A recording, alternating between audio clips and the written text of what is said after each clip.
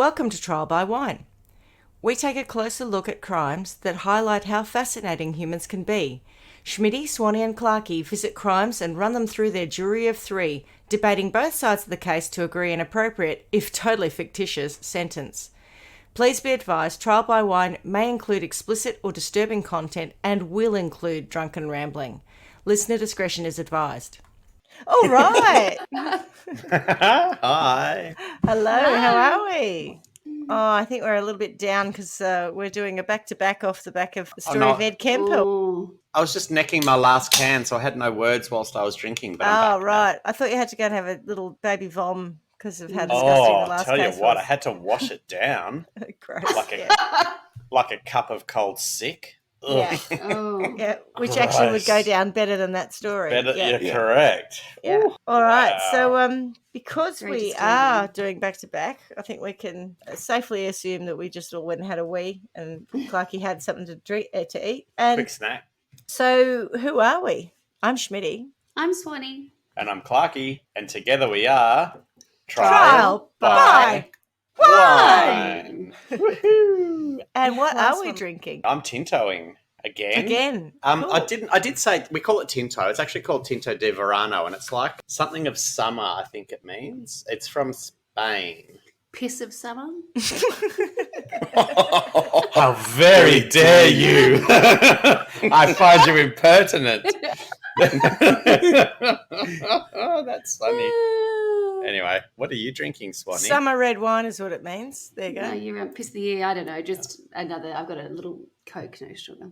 Okay. With What happened no- to those ginger beers I I bought know. you? I've had some of those. Like, go and get one of the margarita ones. Yes. Yeah, go on. I'll go get one. Do you want me to do it now? Yeah, Yes, no, yes. I need you to do it now. Go, go, go! Run like go! a Time, yo. The clock starts Go, now. quick! Stop looking at us. What are your legs?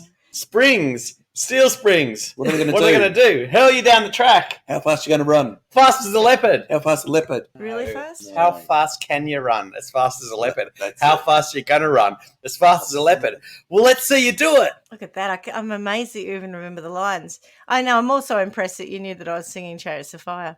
I present Jose Cuervo, Mm. sparkling Cuervo margarita. Delicious. This is Okay, just so sugar. you've Yeah. got a sugar drink, a margarita. A sparkling margarita. Mm.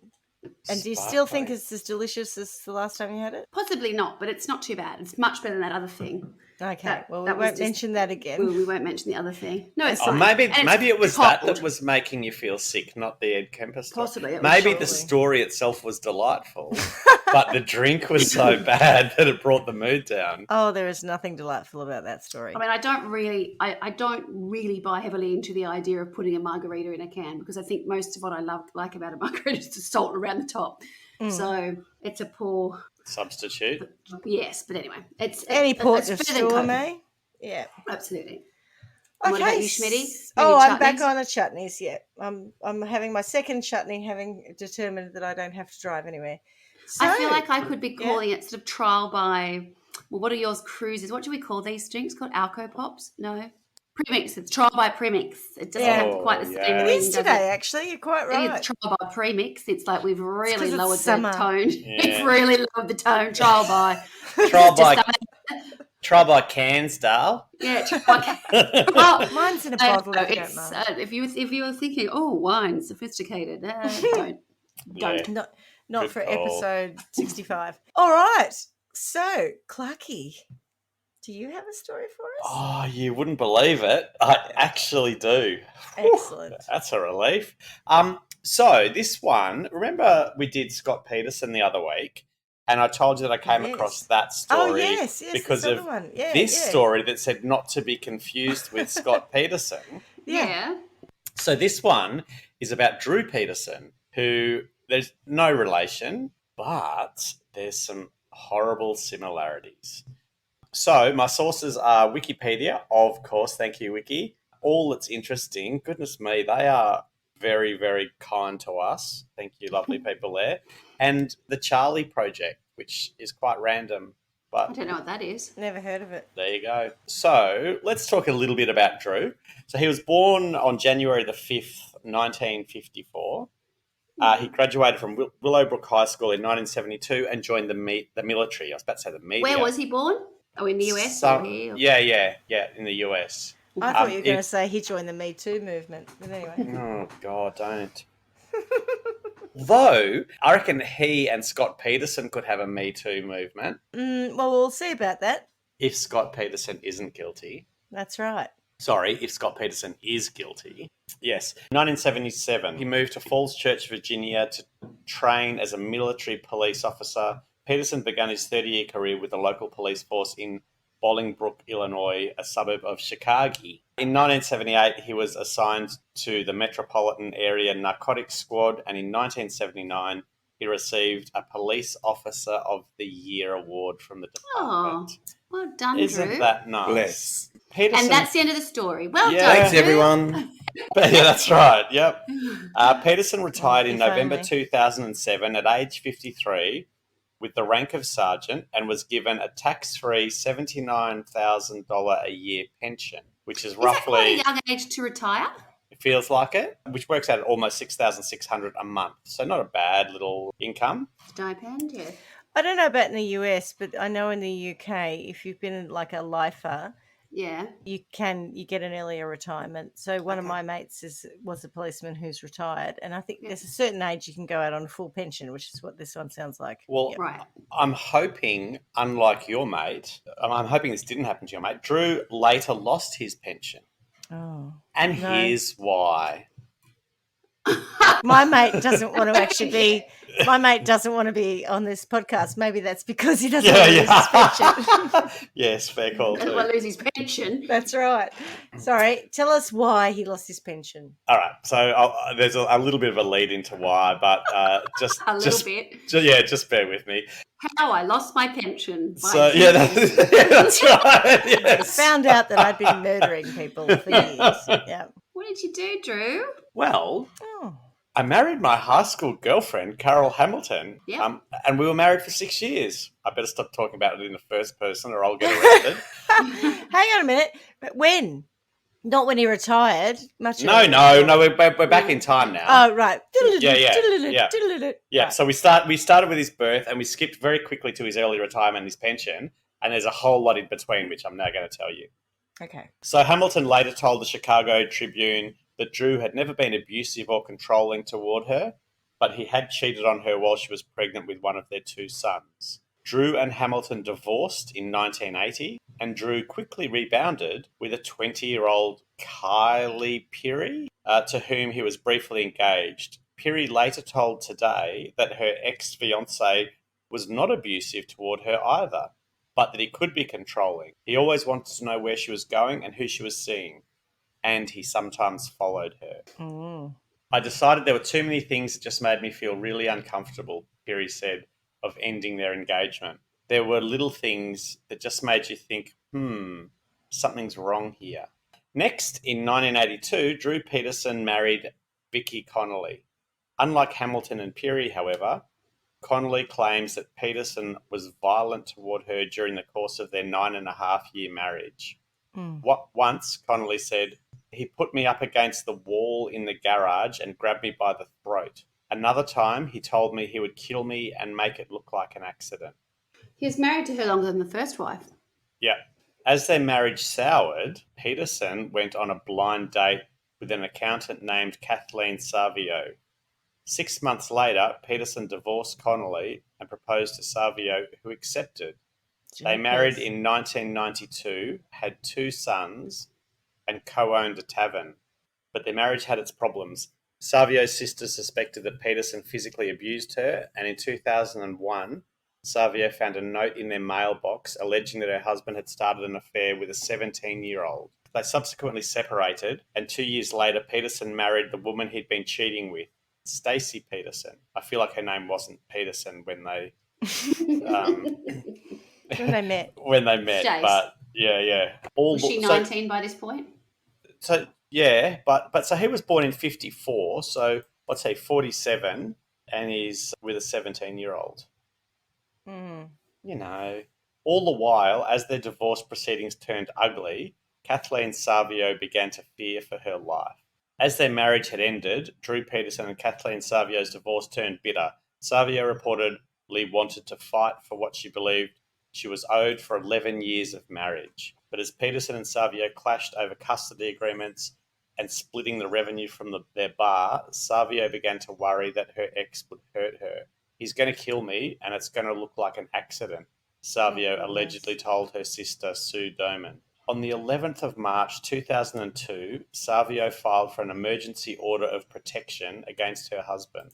Peterson had threatened her on the phone and run after her.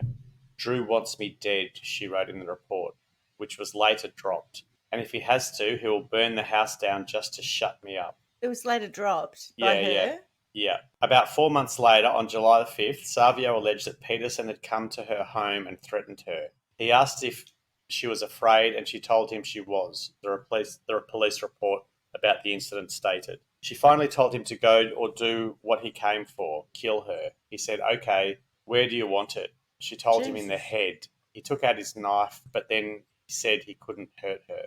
So it's pretty That's threatening. awful. high I'm surprised she emotion. didn't go, when she pulled out the knife, she went, "Oh, hang on, I thought you were thinking gun. I wasn't suggesting No, I don't that want to be I'd stabbed com- in the head. I'm not Yeah, comfortable yeah. with you stabbing me in the head." That's got to be a No. bad No. way to go, doesn't it? No, I mean, God. it's just, you're just going to deflect off my scalp. gross. Off my I hope it's a sharp skull. knife. The scarring. I think Schmitty's keys jangled it about. I tried to stab her in the hip, but all I got was key. Those small scissors in there, like the It's my defense mechanism. That's my multi-tool you're talking about. multi-tool Yeah. small scissors. Just Why cut does your have a hair bird off. tweeting quite a lot? Is That's that the boys. The boys Yeah. have got these little Oh, it's birds. so that- sweet. We Yeah. do. We've got a big Lightening up the bottle mood. brush tree outside, and they all live in there. Lovely. Yeah, they're really You cute. can open the blinds now. We've got a sunset. laughing at your joke. Yes, I know. At least somebody does. The birds love it. Oh, Swanny's It's- on. Let's go. It's the little mice from Babe laughing at me. Yeah. La la la. The report also noted, however, that Peterson claimed that they'd merely talked and that Savio had tried to seduce him. In the end, Ooh. nothing came out of it. No pun intended. Nah. That November, Savio also wrote to the assistant state's attorney. She described a number of altercations with Peterson and wrote, "He knows how to manipulate the system, and his next step is to take my children away, or kill me instead.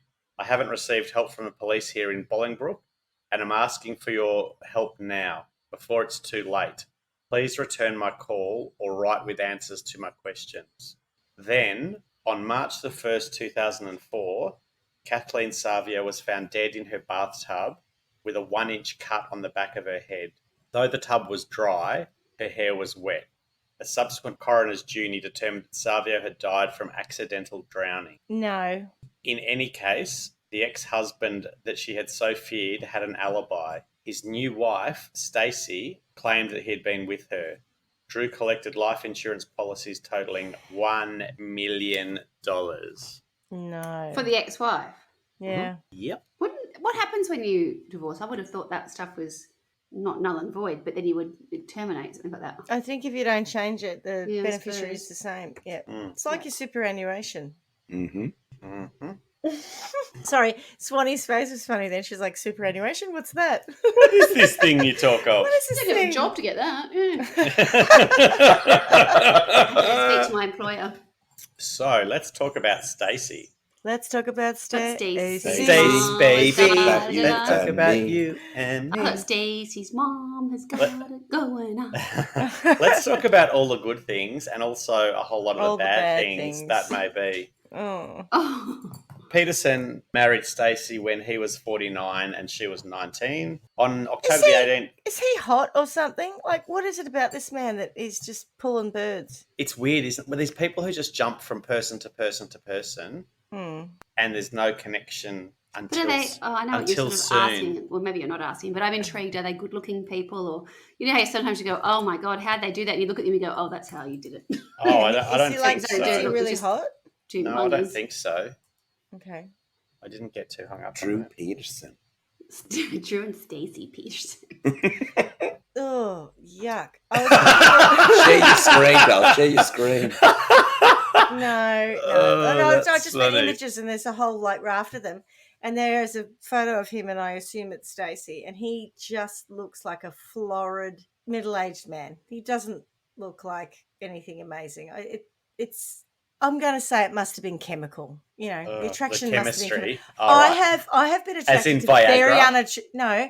I have had crushes or been attracted to very unattractive men in the past, and at least I'm conscious of the fact that it's chemical because there's no other way of describing or explaining Right. to people why I have a crush on X because they're like, "What?" And I'm like, "Yeah, it's chemical. It's just I don't know, pheromones or something." Together they had 2 children, Anthony and Lacey. If your name was Stacey, why would you have a kid called Lacey? Because I like it like that. So confusing. Stacey and Sorry, Lacey. did you say Stacey or Lacey?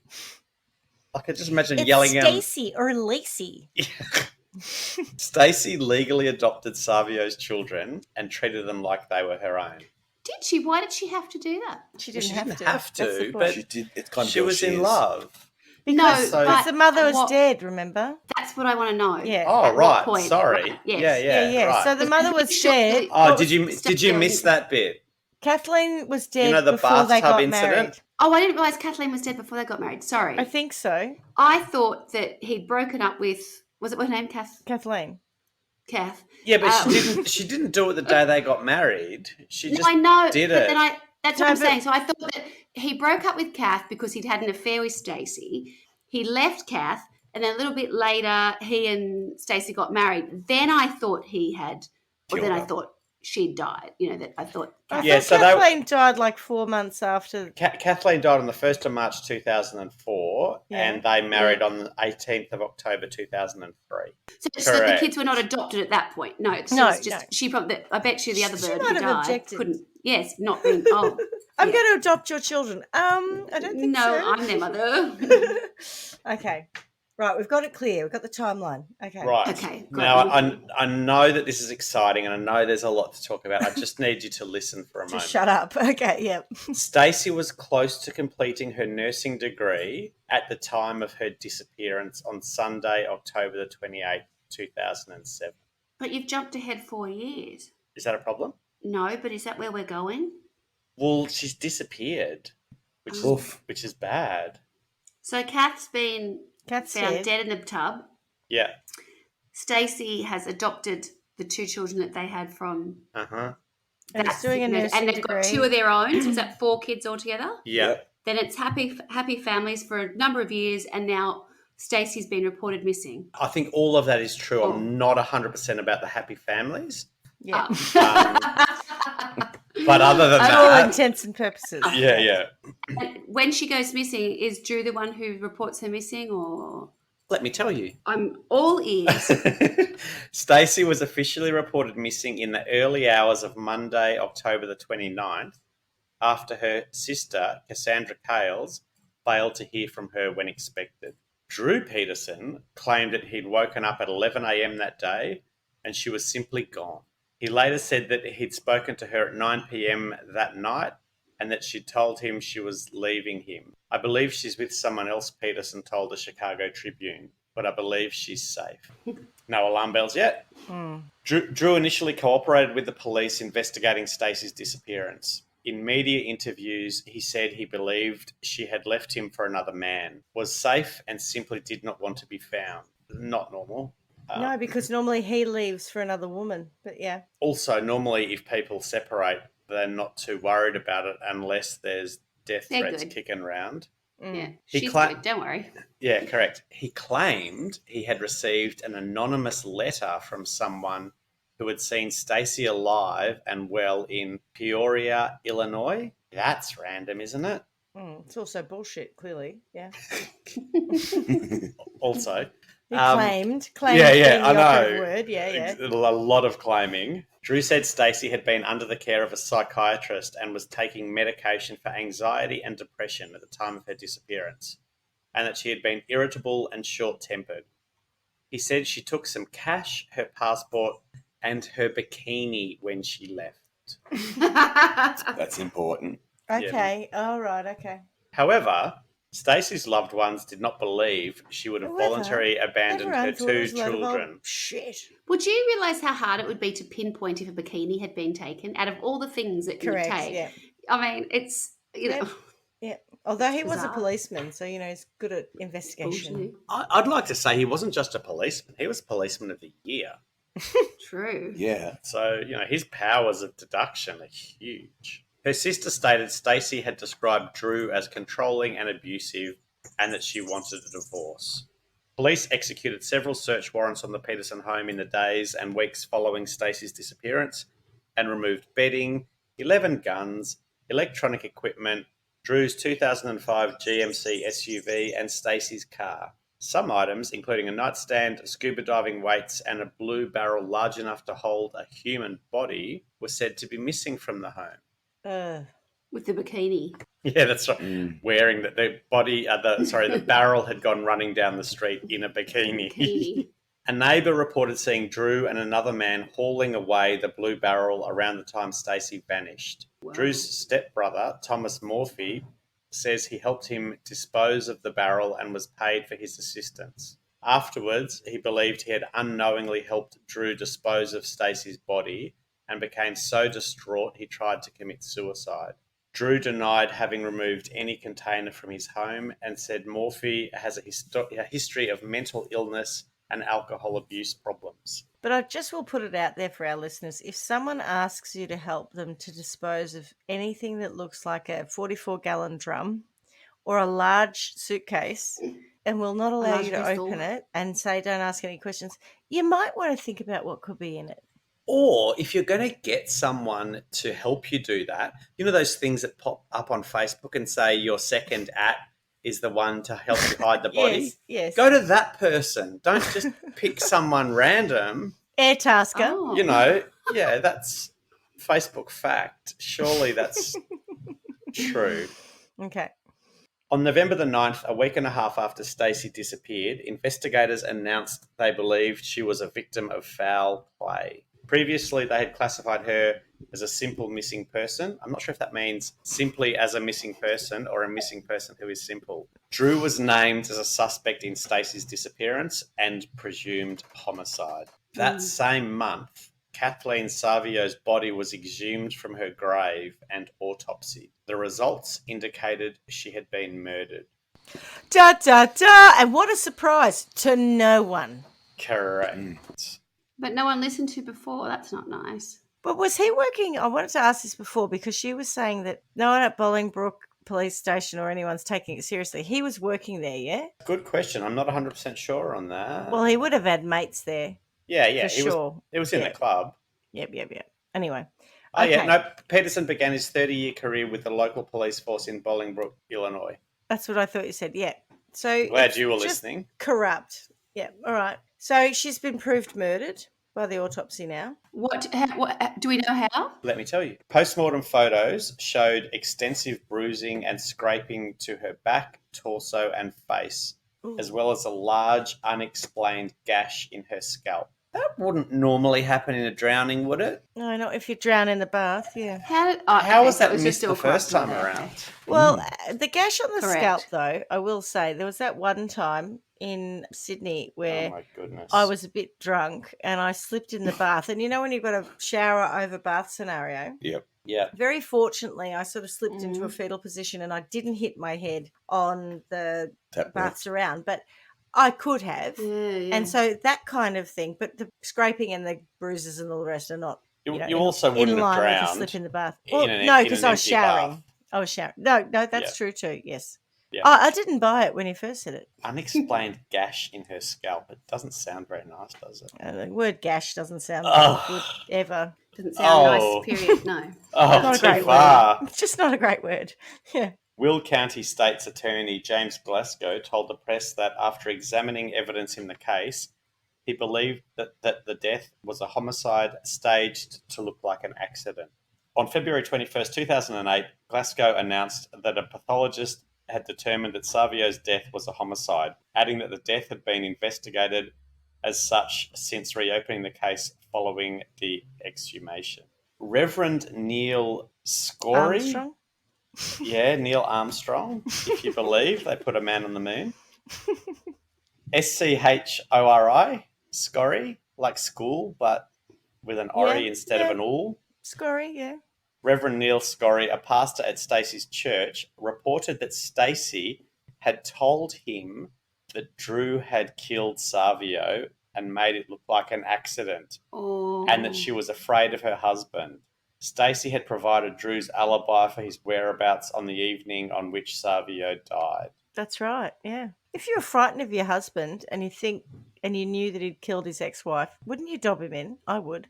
Because then he gets arrested and he goes away. Yeah, I feel like around that time you've got a pretty good opportunity to get out. But at the time that she provided the alibi, he wasn't being suspected. So No, but he told her. Oh, did he tell her later? Told the pastor.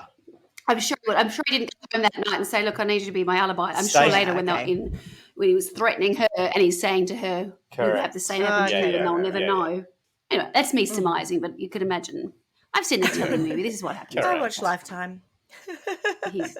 So Rick Mims, Peterson's longtime friend, admitted. Rick Mims. Rick Mims. Here's a new one. Rick Mims. Rick Mims. Rick Mims. It's hard to tell someone to be called Rick Mims. Does he?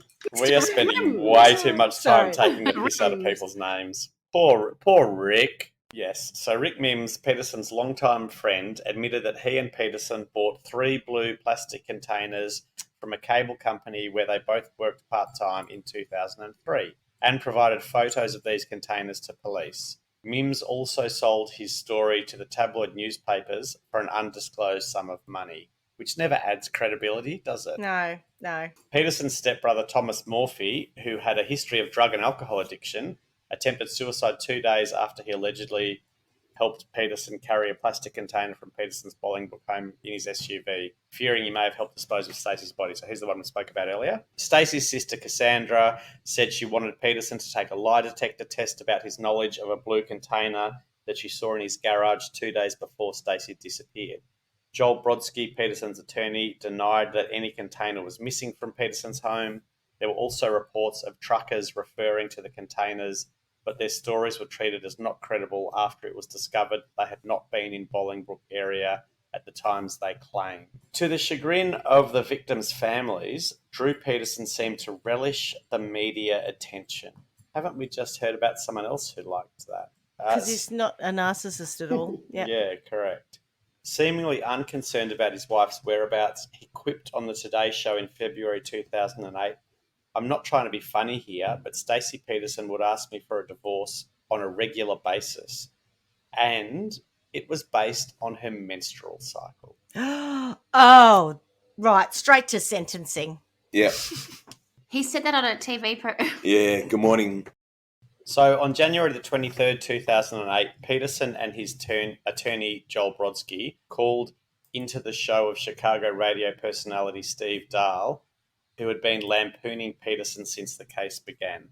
Brodsky suggested that Dahl host an on-air dating game with Peterson the following day. What? But the radio station manager and Dahl decided not to go through with it. Oh, thank God.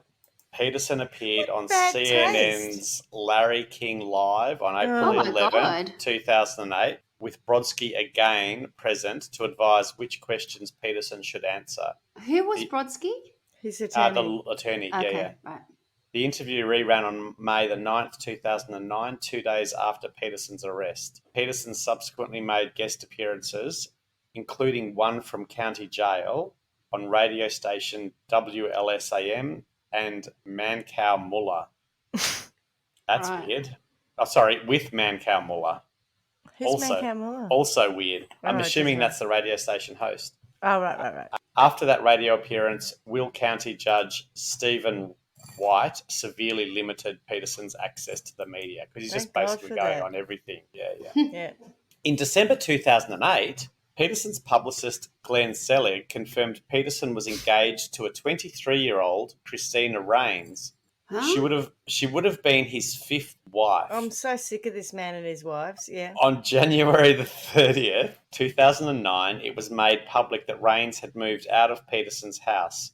Her father, Ernie Rains, had issued an ultimatum to his daughter out of concern about the way Peterson tried to control her and what he feared Peterson could do. Rains moved out of Peterson's home when she came to her senses, calling the engagement a publicity stunt designed to keep Peterson in the media spotlight. On the 7th of May 2009, Peterson was indicted by Will County Grand Jury and arrested for the murder of Savio. Bail was set at $20 million. In October 2009, Peterson sued JP Morgan Chase for revoking a home equity credit line that he wanted to use to pay legal expenses, claiming his income of nearly $109,000 per year was not sufficient. In July 2010, Judge White ruled that Peterson would remain in the Will County Jail for the remainder of his trial and appeals process. Prosecutors argued he could pose a danger if released. On the 21st of July 2010, it was revealed that hearsay statements indicating Peterson killed 2 of his wives were not reliable enough for a jury to hear at his trial. After presiding over a lengthy hearing, Judge White issued a 4-page sealed ruling in May, obtained by the Daily Herald.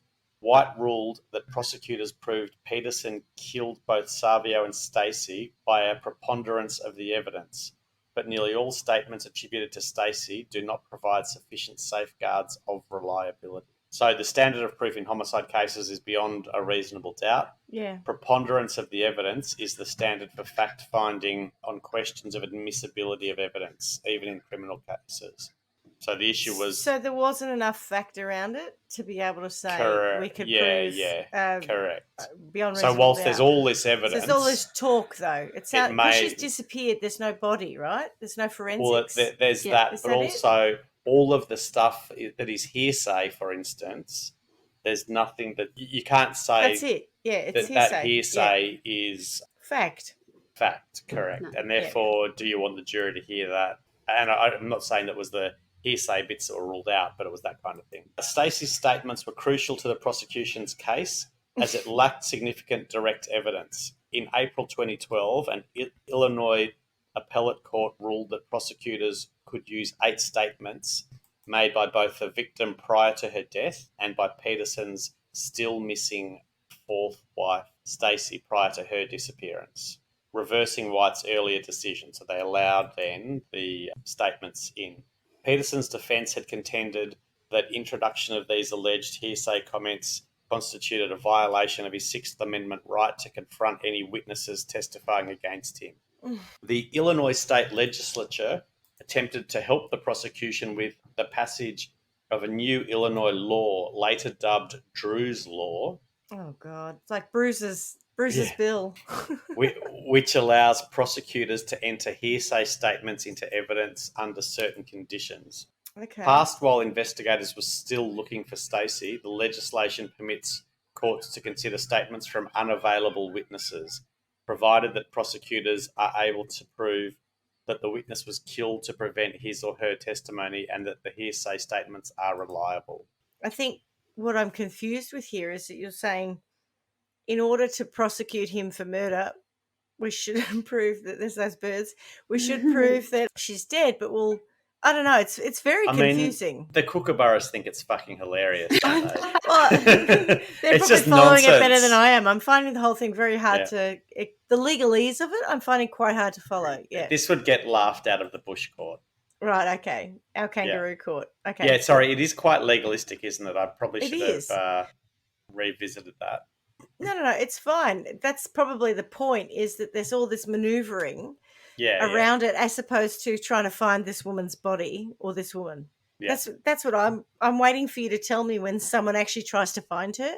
Well, anyway. I think there were people trying to find her. She was just very well hidden. So, analysis by the trial court under this new law led to 8 of 14 hearsay statements being ruled inadmissible because they were insufficiently reliable.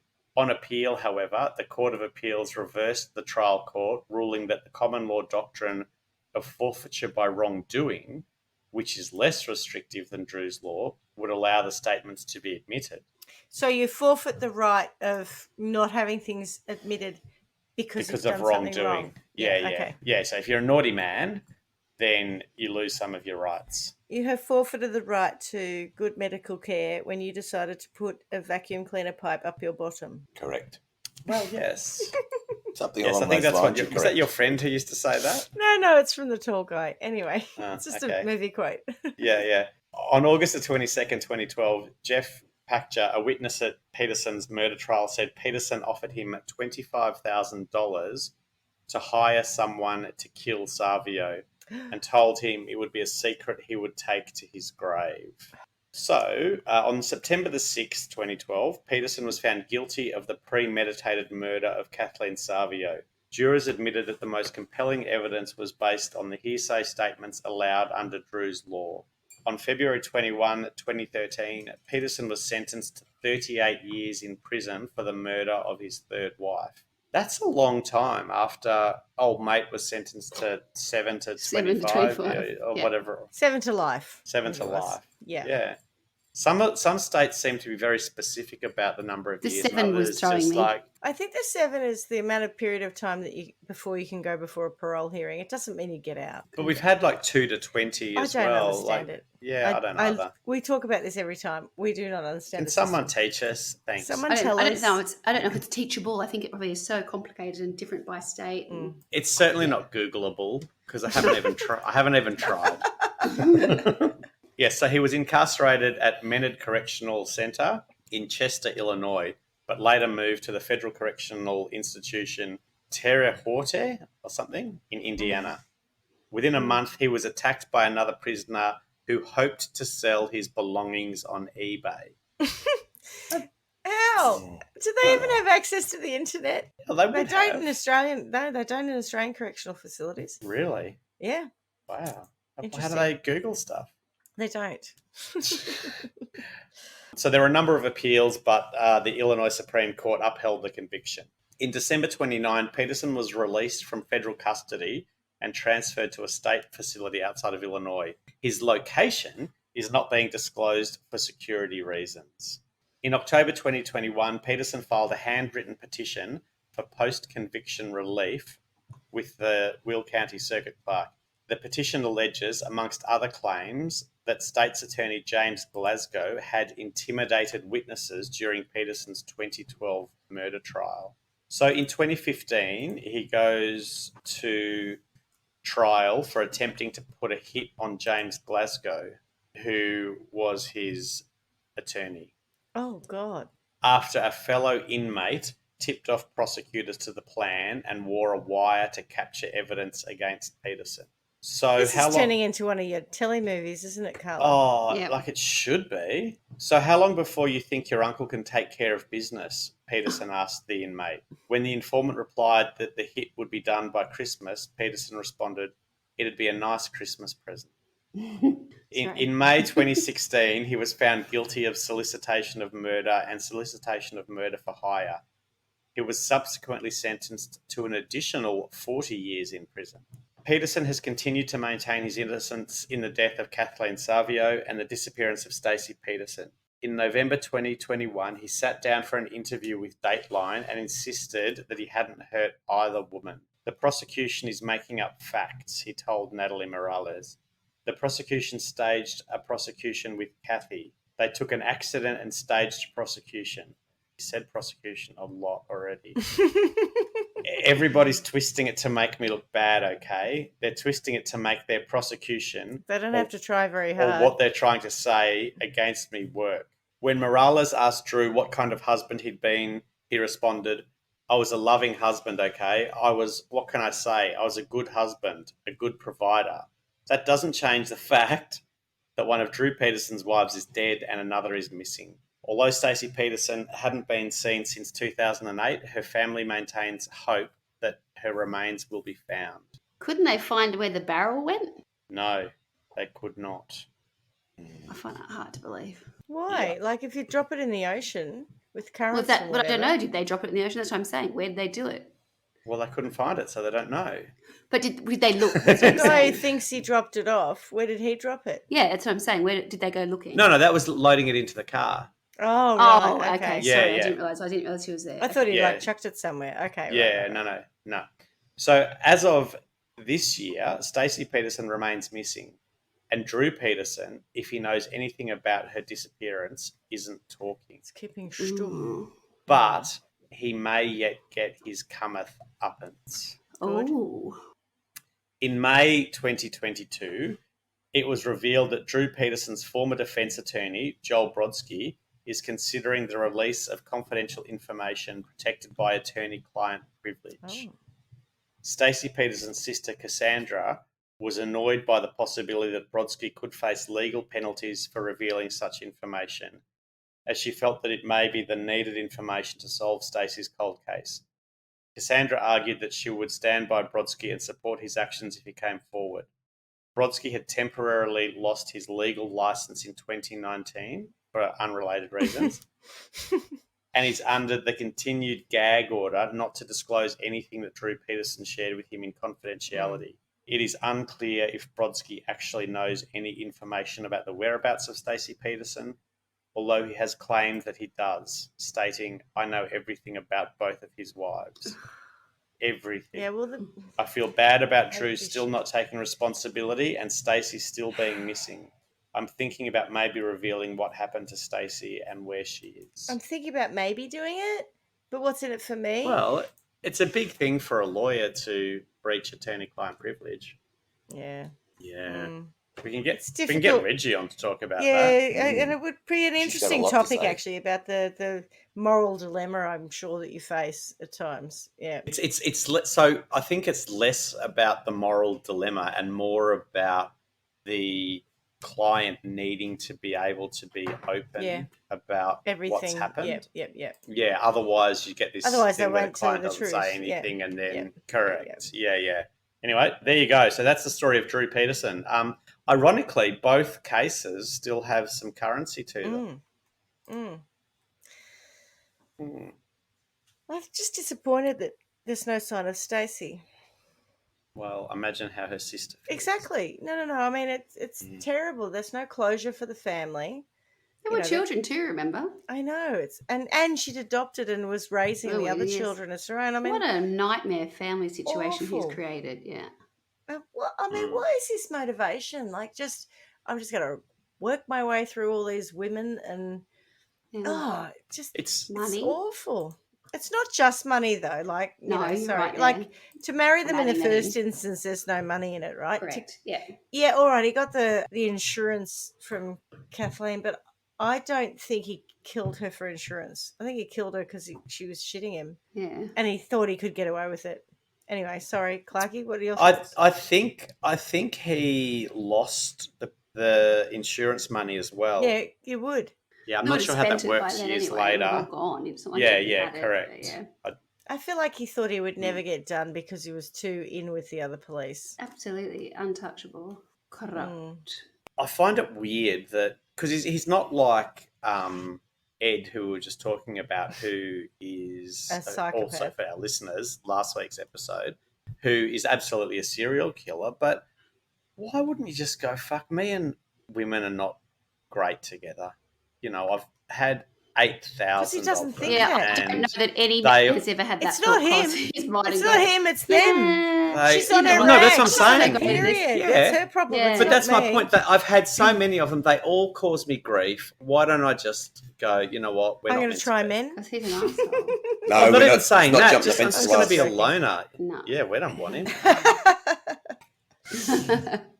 God. No, because he likes women. And he enjoys having a woman look after him. He likes all that sort of stuff. It's just when that gets a bit difficult. If she gets a bit lippy, then that's when it's not so great. Yeah. Bit PMSy, then he's really trouble. Yeah, God. The Stop PMS trying to divorce really me every month. Oh, God. God. Yeah. He doesn't sound like a very nice chap. So, yeah, look, I don't know. I think I have issues with the drowning. I just think people need to be a little bit more thorough in their work. The complete lack of any forensic work, yeah. Correct, yeah. You know, if you can exhume a body years later and find evidence of murder, but you can't find it first time around. Did we establish whether or not that was somehow involving him in the sense that it was like corrupt police who knew him? Did we have any? There's no suggestion of that. Yeah, well, no, there's not. No. No, it's an oversight, okay. Carla. Okay. You know how it works. It's never deliberate. No. So I think I'm going to put him in a barrel. Oh. Ooh. You know how you said she was in a container? I'm kind of picturing a large plastic drum. Yeah, that's what it was? Correct. Blue barrel, Blue barrel. Yeah. So I'm going to put him in one of those, and I'm going to take him to Niagara Falls and throw him off. Brilliant. Oh my god. And nice. see how he I was fares. thinking that too. And then if he's all right at the bottom, I'm going to pick him up, I'm going to take him back up and throw him off again. Again. That's pretty much my sentence for him. I think that's fitting. That'll pick him. That'll get him a good one. Yeah, that'll get him a good one. I would think that someone of his nature, and we don't know an awful lot about him, but I think perhaps given he is a bit of a corrupt cop, I think maybe being on the inside and having no protection and having people come after him must be pretty terrifying.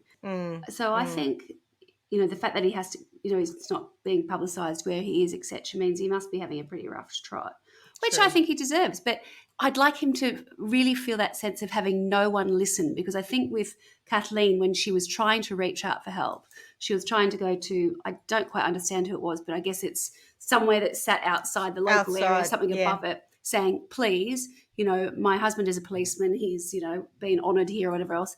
He's threatening me. I need someone who will listen to me. He's going to kill me. Please, please, please. But obviously no one heeded that. Nor did they after she had died, it would appear.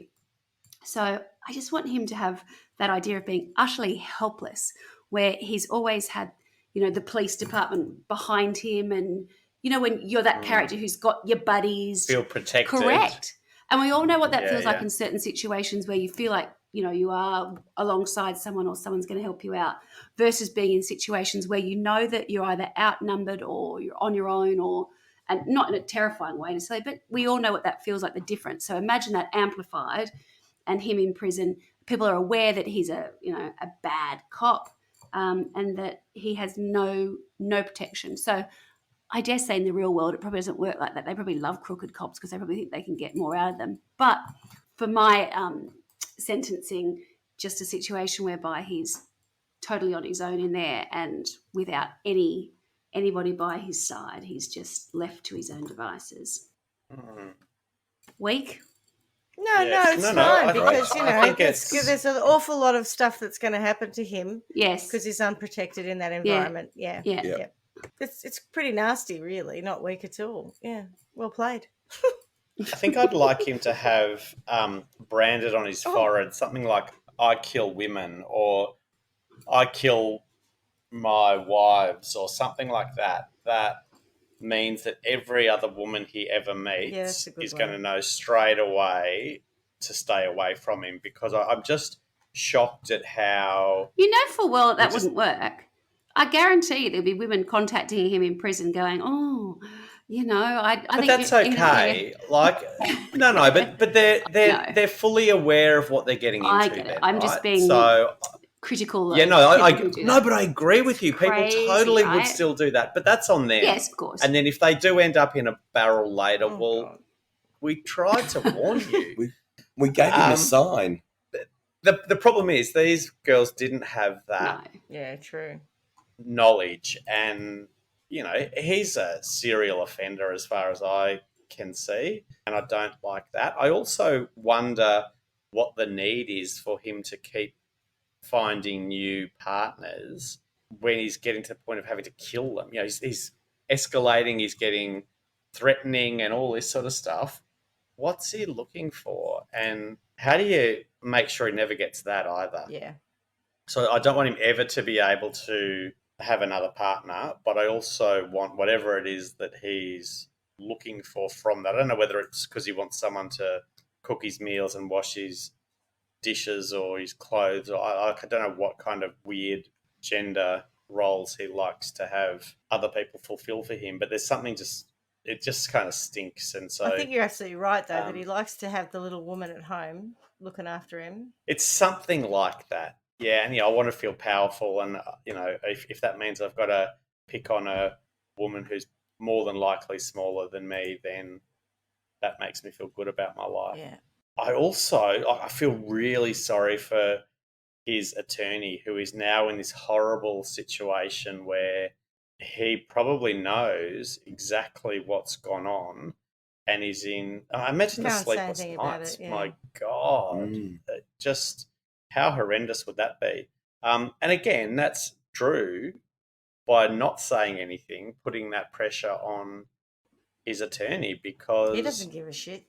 He doesn't give a shit. Exactly right. You know, these women are expendable and it's all okay, blah, blah, blah. I don't know. There's that whole thing of how do you make him suffer, Schmitty? And I think, you know, maybe a slow leak in that barrel going over Niagara Falls that leads to a long, prolonged drowning might be nice too. All right. Well. All right. That was a good one. Thanks, Clarky. Well done. As we say every week, miss you already. Miss you already. Miss you already. Bye. Thanks for listening to Trial by Wine. You can contact us at trialbywine@gmail.com. Please rate, review and subscribe to Trial by Wine on Apple Podcasts or wherever you get your podcasts. If you'd like to support us, you can become a patron at www.patreon.com, Trial by Wine, or visit our website www.trialbywine.com to donate to us. Your support will help us cover many more cases and apply wacky sentences. We really appreciate you listening and hope you tell everyone about us. Our cover art is by John Christo and music is by Beauchamp from pixabay.com.